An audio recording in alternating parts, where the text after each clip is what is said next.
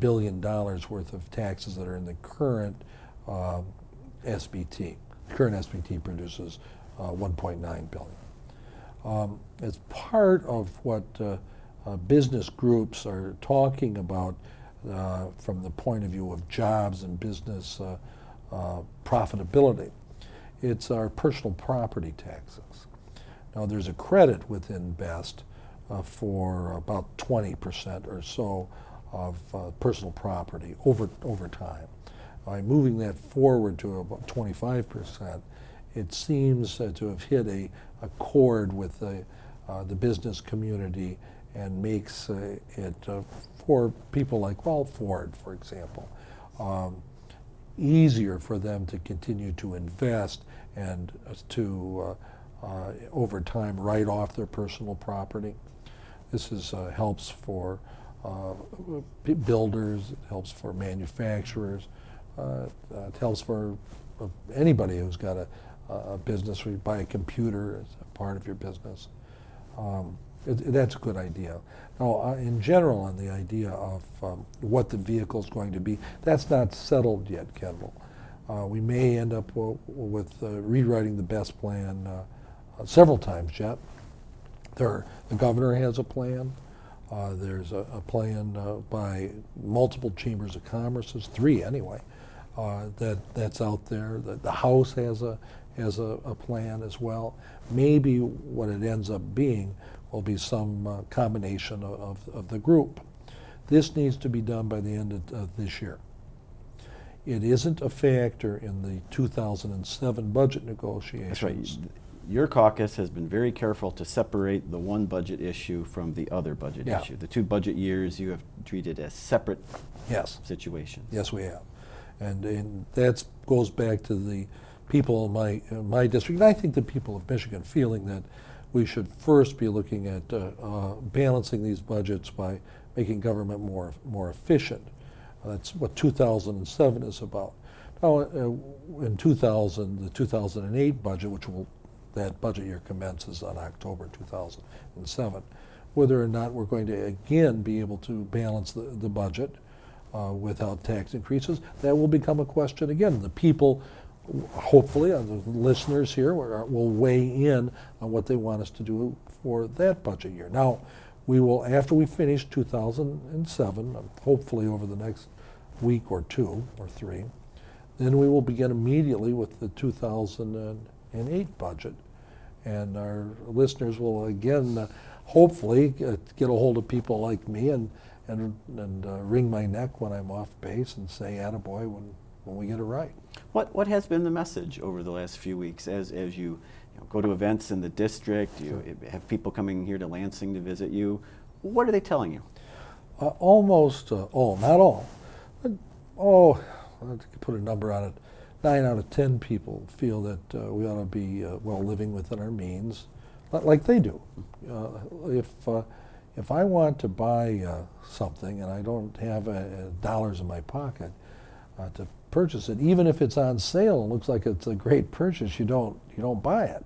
You don't say, hey, it's on sale, so it's a savings. Government, unfortunately, doesn't always look at it that way. They say it's on sale, it's a savings, but really it costs you money. And the people, I think, pretty universally recognize this and expect us to be efficient. Now, some people who receive benefit by government expenditures feel the other way because they feel pinched when we ask them to be more efficient. And I understand that. And I have some sympathy with them.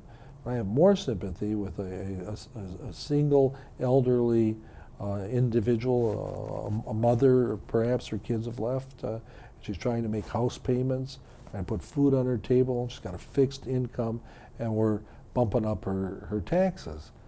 And she's still got to pay for medicines that she's buying. What are we doing here when we have opportunities within our government to be more efficient and save monies on undocumented aliens, or save monies within health care for legislators? And that helps explain some of the reaction to the governor's proposal to increase the services tax by 2 cents. Yeah. Very, very strong reaction in your district Yes. against it? Yes, it was overwhelmingly against it. Now, her look at how she wants to balance the budget for 2007 and 8 included some revenues from that failed plan. And her replacement for the single business tax, her counterpart to our best tax, also included a look at services, a service tax.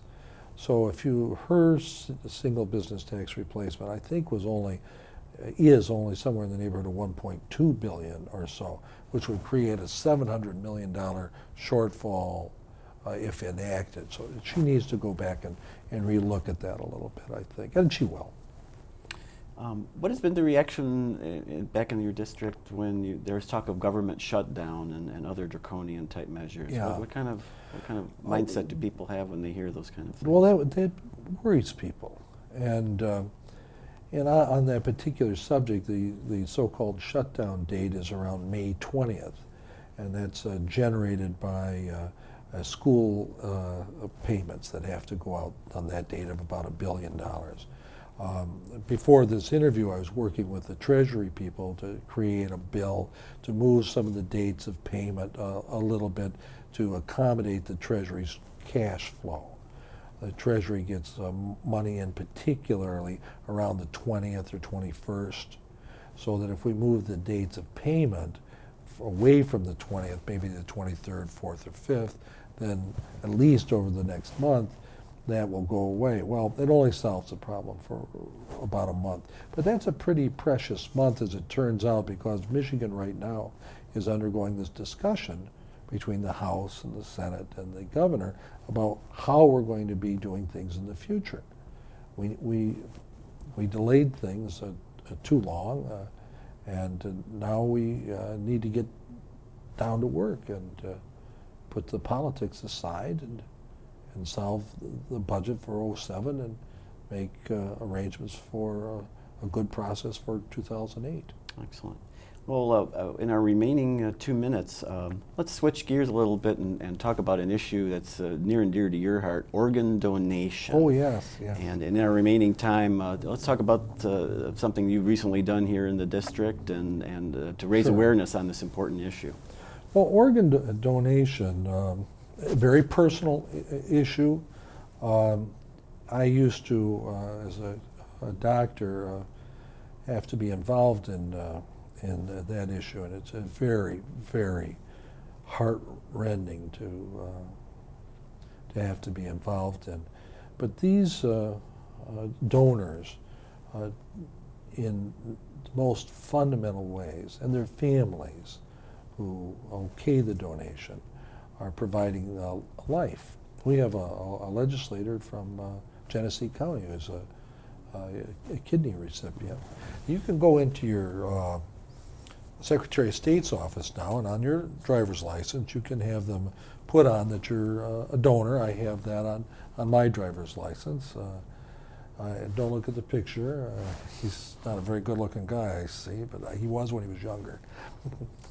And so the little heart up there says that if something bad would happen to me, that I'm a donor, they would contact my wife and ask her just exactly what and how. And this makes it a little clearer for family members who might not know that somebody wanted to be a donor. See, ultimately the decision on that has got to be made by somebody who's trying to carry out the wishes of the potential donor. This makes it easier. It looks like a wonderful and innovative program, and over the years to come, it's going to save a lot of lives. Yes, it will. Yeah. So, well, Senator, thank you very much for this look at the state budget, Sure. and, the different tax issues and the issues confronting the state, and also the issue of organ donation. And we appreciate all of you for joining us on the Capitol Report. I'm Kendall Wingrove, and this has been Senator Kahn, and we appreciate you joining us for this program. Thank you.